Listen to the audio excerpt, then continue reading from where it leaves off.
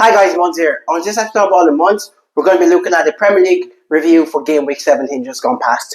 I got a chance to watch a couple of the games, so I'm just going to go through a quick review of a couple of the games I watched, and also I'm just going to go through my review of my prediction, my picks for the previous week as well, for game week 17. So this game week I went 4-3, so I had four victories and I had three losses, and the two risky pick alerts didn't land this week, unfortunately. And I've heard a lot of it from my mates, of course. Anyways, so then my wins this week were Fulham, Aston Villa, Liverpool, and Manchester City. And the losses were Everton, Palace, and Wolves. And there were a couple of draws. Like I said, all ball in ones. Draws do not count. Like I said, my two risky pick alert didn't land this week, unfortunately, and that's okay. This game week 18, I'm sure we're going to get back on the winning ways for the risky pick alert. And also, like I said, I'm going to go through a couple of the games I watched this weekend. So, the first game I'm going to go through is going to be the Spurs versus Liverpool game. In this game, I was actually excited to watch this game because I want to see how Spurs are going to perform against Liverpool. Especially Liverpool are getting back into form now. They're having decent, solid wins. They're shot back up the table. I think they're fifth now. If I'm not mistaken, Liverpool are fifth now. After all the shenanigans that's gone on in the background, Liverpool are still fifth. That's not a bad point to be near the midway of the season. I felt in this game the onus was on Spurs to attack Liverpool. Spurs are the home team. After the Nottingham Forest result the previous weekend, I felt Spurs had to go and attack Liverpool in this game. The game was very, very boring. Like the only thing that sparked the game into life in the first half was this Xavi Simons, Sunshine Man, getting a sending off. Couldn't believe it. What a stupid tackle. In 2025, that's a sending off. Especially with VAR, when it's slowed down, it makes it look even worse. That's sending off. I can't really argue with that, in my opinion. Obviously, Spurs went down to 10 men. Liverpool took the lead. Isak with a goal, and he done his ankle. I think he's having ankle. So he had ankle surgery yesterday. So I hope speedy recovery for Isak. Big fan of Isak, of course. Spurs then went down to 9 men. Obviously Liverpool scored a second goal. Spurs went down to 9 men, but Spurs got a goal back. Richarlison, the guy that scores the most pointless of goals of all time. Every single time Richarlison scores, always a consolidation goal. Every single time I see Richarlison score, it's always every single time I see Richarlison score, it's always a consolation goal. Every single time, without a doubt. The chap, every single time he scores, he always pick the ball out from the back of the net, put it back in the halfway line to get a kick off again. Liverpool looks solid enough, however, there are still leaks in their defence. But I said Tottenham at home, Liverpool will take that. Tottenham away, Liverpool will take that 2-1 win any day, anytime. The next game I watched was Wolves with Brentford. This could go down as one of the worst first half games I've ever seen in my whole this season. This is probably one of the worst games, especially the first half I've seen. The second half was much better. There were goals in the second half.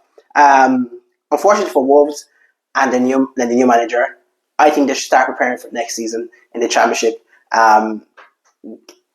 In January, maybe get some players out, bring some players in that steady the ship. I just don't see Wolves staying up this season. They looked solid in the first half. They were hard to break down the first half. However, Brentford kept chipping away and eventually got the 2 goals. And also, Jorgen Strand Larsen, I just think he's throwing the towel in. Missed the penalty. He's not working hard like he was last season. He's not scoring the same goals like he was last season. I feel he's going to leave in January as well. I feel there's going to be a lot of turnover in that Wolves squad in come summertime when they get relegated. Next game I'm going to go through quickly is the Leeds versus Crystal Palace game.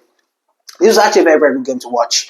I picked Palace to win this game. However, like I said, the new Leeds formation, 3-5-2 formation, with Dominic Calvert-Lewin leading the line, absolutely amazing. In the summertime, I was laughed at when I suggested Dominic Calvert-Lewin for Manchester United as a free agent because it was a win-win situation for Man United. He had nothing to lose. The player was a free agent.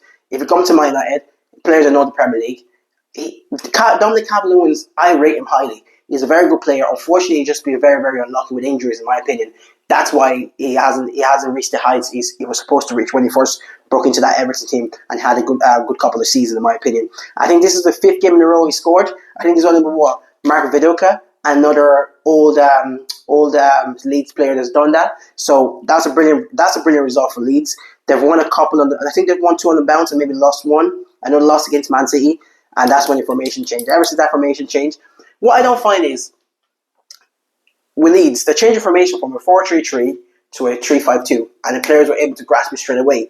Man United have been using the 3-5-3, 4-3, 3-4-2-1 formation for the last 18 months, and our players are so stupid they still haven't got done to it yet, and they still can't play. So maybe the manager's not the issue of Manchester United. Maybe it's actually the players that are so thick that can get through their thick skull how to play the system. In my opinion, that's pretty much it. Like I said, it was a very interesting week. I already went to the Villa Manchester United game. Like I said, Manchester United are very unlucky to. I felt Manchester United very, very unlucky to lose that game. They were a much better team. Fulham had a solid 1-0 victory on Monday night. Liverpool, solid victory. Manchester City, they're second. They are chasing down. Manchester City are chasing down Arsenal in this league. It's going to be a very, very good title race. And I hope Aston Villa keeps winning because I would like to see a 3-team title race come down to the wire and let's see if Arsenal can hold their nerves.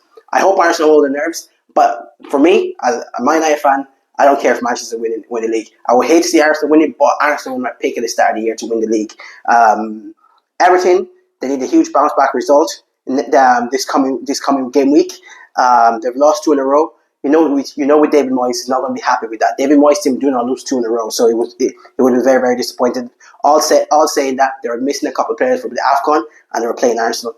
Palace, they have a lot of games. They have so many games. I know they're changing teams, but at the same time, there's a mental stress. I think that's going to kill Palace eventually, unless they're strength in January. That's why the manager Glasner is not so happy with the money not being reinvested in the squad, in my opinion. Wolves, like I said, I feel they should just prepare for next season in Championship. That's pretty much it. Thank you very much for making it to the end of my video. Make sure to click on the subscribe button. Thank you very much. Have a lovely week and also have a lovely Christmas. Thank you. Peace out.